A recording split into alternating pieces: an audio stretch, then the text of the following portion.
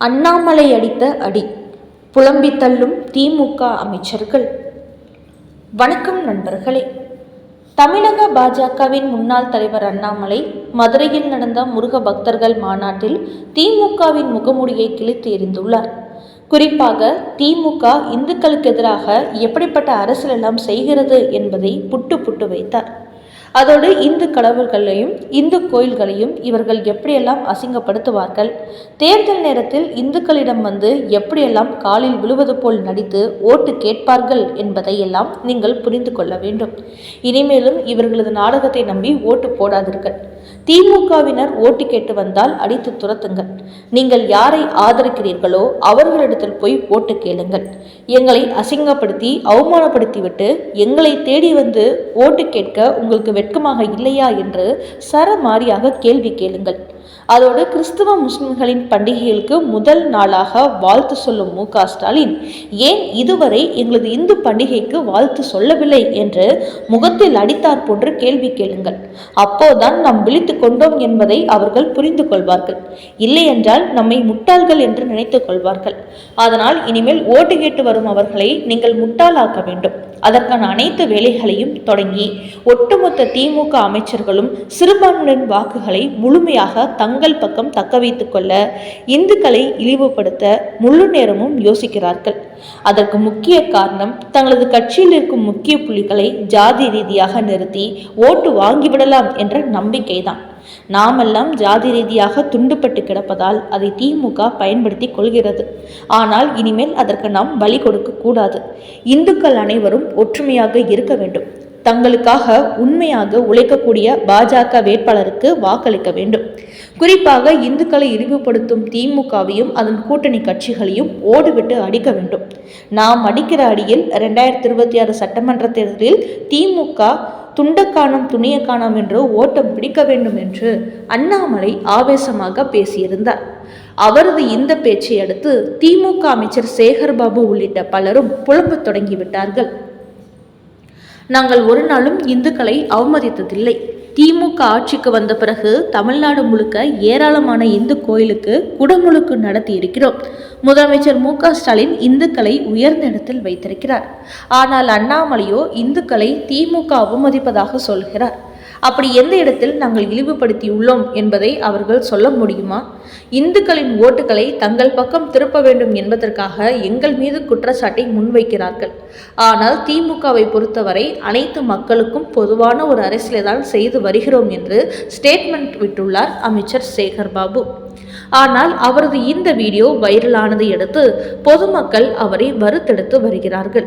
அதாவது முதலமைச்சர் மு.க.ஸ்டாலின் அனைத்து மக்களுக்கும் பொதுவான அரசியலை தான் செய்கிறார் என்றால் கிறிஸ்துவ முஸ்லிம்களின் பண்டிகைகளுக்கு தவறாமல் வாழ்த்து சொல்லும் அவர் இந்துக்களின் பண்டிகைகளுக்கு மட்டும் ஏன் சொல்வதில்லை? அனைவருக்கும் பொதுவான அரசியல் முதலமைச்சர் என்று சொல்லிக்கொண்டு இந்துக்களை மட்டும் ஏன் புறக்கணிக்கிறார்? அதோடு கிறிஸ்துவ முஸ்லிம் நிகழ்ச்சிகளில் பங்கேற்கும் மு.க.ஸ்டாலின் தமிழக அரசு சார்பில் பழனியில் முத்தமிழ் முருகன் மாநாடு நடத்திய போதும் கூட அந்த நிகழ்ச்சியில் பங்கேற்காதது ஏன்? எல்லா அரசு நிகழ்ச்சிகளிலும் கலந்து கொள்ளும் அவர் அது இந்து கடவுள் சம்பந்தப்பட்ட நிகழ்ச்சியில் தான் பங்கேற்கவில்லை.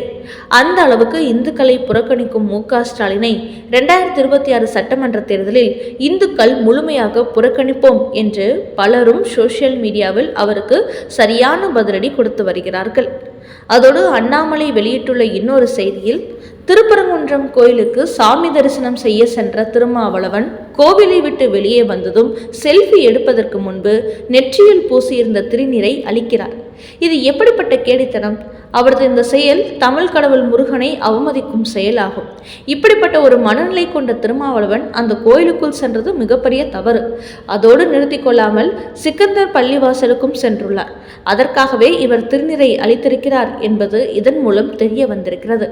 ஆனால் இப்படிப்பட்ட திருமாவளவன் 2026 சட்டமன்ற தேர்தலுக்கு முன்பு இந்துக்களின் வீடு தேடி வந்து ஓட்டு பிச்சை கேட்கும் போது இந்த பக்கமே தலை வைத்து படுக்காதே என்று சொல்லி அடித்து துரத்துங்கள். எப்படி திமுகவினரை அடித்து துரத்துவீர்களோ அதே போன்றுதான் இந்த திருமாவளவனையும் தமிழ்நாட்டில் உள்ள அனைத்து இந்துக்களும் அடித்து துரத்த வேண்டும். நம்மை அவமதித்து இழிவுபடுத்துபவர்களை இனிமேல் 5 பைசா அளவுக்கு கூட மதிக்க கூடாது என்று அண்ணாமலை திருமாவளவனுக்கும் ஒரு சாட்டையடி கொடுத்துள்ளார். அடுத்த செய்தி. சொத்து குவிப்பு வழக்கில் திருப்பம். நீதிமன்றத்தில் ஆஜரான ராசாவுக்கு நீதிபதி கொடுத்த அதிர்ச்சி பதில். சிறை செல்வது உறுதியானது. மத்தியில் காங்கிரஸ் ஆட்சி செய்த காலத்தில் கூட்டணி ஆட்சி அமைத்திருந்த திமுக இந்திய அரசியல் வரலாற்றில் இதுவரை நடந்திராத ஒரு மெகா ஊழலை செய்தது. அதாவது 2G அலைக்கற்றை ஒதுக்கீட்டில் 1.76 லட்சம் கோடி முறைகேடு நடந்திருப்பதாக அப்போது மத்திய அமைச்சராக இருந்த ராசா மீது CBI வழக்கு பதிவு செய்திருந்தது.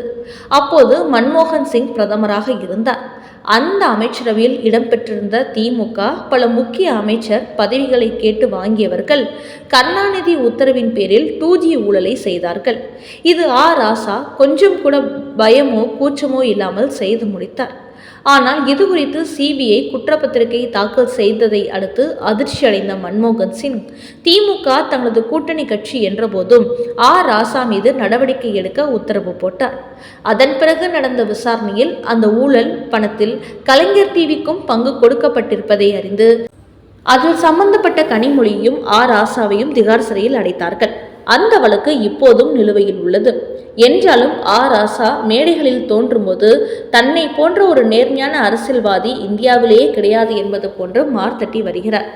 இப்படிப்பட்ட ராசா மீது இதற்கு முன்பு திமுக ஆட்சி தமிழ்நாட்டில் நடைபெற்ற போதும் வருமானத்துக்கு அதிகமாக சொத்து சேர்த்த வழக்கில் CBI வழக்கு பதிவு செய்திருந்தது. கடந்த 7 ஆண்டுகளுக்கு முன்பு பதிவு செய்யப்பட்ட அந்த வழக்கு தற்போது சென்னையில் உள்ள சிறப்பு நீதிமன்றத்தில் விசாரணைக்கு வந்துள்ளது. இது குறித்த விசாரணை கடந்த மாதத்தில் நடைபெற்ற போது வழக்கை விசாரித்த நீதிபதி வருகிற ஜூன் 23ஆம் தேதி ராசா உட்பட 4 பேர் நீதிமன்றத்தில் நேரில் ஆஜராக வேண்டும் என்று உத்தரவிட்டார். அதன்படி நேற்று நீதிமன்றத்தில் ஆஜரானார்கள். அப்போது நீங்கள் வருமானத்துக்கு அதிகமாக 5,53,00,000 சொத்து சேர்த்துள்ளீர்கள். இதுகுறித்து அனைத்து ஆதாரங்களையும் CBI நீதிமன்றத்தில் தாக்கல் செய்துள்ளார்கள். இந்நிலையில் நேற்று ராசா நீதிமன்றத்தில் ஆஜரான போது தனது சார்பில் ஒரு மனு தாக்கல் செய்தார். அந்த மனுவில் இந்த வழக்கிலிருந்து தன்னை விடுவிக்க வேண்டும் என்று அவர் கேட்டுக்கொண்டார். அதற்கு நீதிபதியோ CBI தாக்கல் செய்துள்ள இந்த குற்றப்பத்திரிகையில் நீங்கள் குற்றம் செய்வதற்கான அனைத்து ஆதாரங்களும் சமர்ப்பிக்கப்பட்டுள்ளது. அதனால் இந்த வழக்கிலிருந்து உங்களை எக்காரணம் கொண்டும் விடுவிக்க முடியாது. இது குறித்து சரியான விளக்கம் நீங்கள் அளிக்காத பட்சத்தில் இந்த வழக்கின் இறுதி தீர்ப்பு அளிக்கப்படும் என்று சொல்லி ராசா தாக்கல் செய்த மனுவை தள்ளுபடி செய்துவிட்டார். இந்த மனுவுக்கு எதிர்மனு தாக்கல் செய்யுமாறும் CBI-இடம் கேட்டுக்கொண்டு வழக்கை ஜூன் 30ஆம் தேதிக்கு ஒத்திவைத்துள்ளார் நீதிபதி. ஆனால் இதையடுத்து நீதிமன்றத்தை விட்டு வெளியே வந்த ராசாவை மீடியாக்கள் சுற்றி கொண்ட போது தான் நீதிமன்றத்தில் ஆஜர் ஆனதற்கான காரணத்தை சொல்லாமல் புதிதாக நீதிபதி மாற்றியிருப்பதாக சொன்னார்கள். அதனால் மரியாதை நிமித்தமாக அவரை சந்திக்க வந்தேன் என்று கூறிவிட்டு நகர்ந்து சென்றார். மேலும் 2G வழக்கில் எப்படியோ சிறையிலிருந்து தப்பித்து வெளியே வந்துவிட்ட ராசா இந்த சொத்து குவிப்பு வழக்கில் சிறை செல்வதற்கு அதிக வாய்ப்பு இருப்பதாகவே நீதிமன்ற வட்டார தகவல் தெரிவிக்கிறது. அதோடு CBI அவர் மீதான குற்றச்சாட்டை அழுத்தமாக நீதிமன்றத்தில் பதிவு செய்துவிட்டதால் தான் வருமானத்துக்கு அதிகமாக சொத்து சேர்க்கவில்லை என்பதை ராசா நீதிமன்றத்தில் நிரூபிக்க முடியவில்லை. அதனால் ஏற்கனவே திமுகவின் அமைச்சர் பொன்முடி சொத்து குவிப்பு வழக்கில் சிக்கியது போன்று ராசாவும் இந்த வழக்கில் சிறைக்கு செல்வதற்கான வாய்ப்பு அதிகம் இருப்பதாகவே தகவல்கள் வெளியாகியுள்ளன. 24 மணி நேரத்தில் 1 கோடி பேர் ட்ரெண்டிங்கான கந்தசஷ்டி கவசம். திமுக கடும் அதிர்ச்சி. நேற்று முன்தினம் மதுரையில் நடந்த முருக பக்தர்கள் மாநாட்டுல குன்றம் காக்க கோவில காக்க அப்படிங்கிற தலைப்புல 5 லட்சம் முருக பக்தர்களும் ஒரே நேரத்துல கந்தசஷ்டி கவசத்தை மனமுருகி பாடினாங்க. இது குறித்த வீடியோ சோசியல் மீடியாக்கள்ல வெளியிடப்பட்டது. இந்த நிலையில அந்த வீடியோவை இதுவரை 1 கோடிக்கும் அதிகமான பேர் பார்த்திருப்பதோடு தொடர்ந்து அந்த வீடியோ ட்ரெண்டிங்ல இருந்துட்டு வருது. இது இந்து முன்னணி பாஜக தலைவர்களுக்கு மகிழ்ச்சியை கொடுத்திருக்கு. அதே சமயம் அடுத்த ஆண்டு சட்டசபை தேர்தல் வரும் நிலையில அரசியல் ரீதியாக எதிர்பார்க்கப்பட்ட இந்த முருக பக்தர்கள் மாநாடு வெற்றிகரமா நடந்து முடிந்திருப்பதோடு ஒட்டுமொத்த இந்துக்களும் திமுகவுக்கு எதிராக திரும்பியிருப்பதால தமிழ்நாட்டில் உள்ள திமுக கூட்டணி கடுமையான அதிர்ச்சி அடைஞ்சிருக்காங்க. இந்த தாக்கம் தேர்தல் நேரத்துல இன்னும் பெரிய அளவுல திமுகவுக்கு எதிராக எதிரொலிச்சிடுமோ அப்படின்னு MK ஸ்டாலின் கடும் கலவரத்தில் இருப்பதா அறிவாலய வட்டார தகவல் தெரிவிக்குது.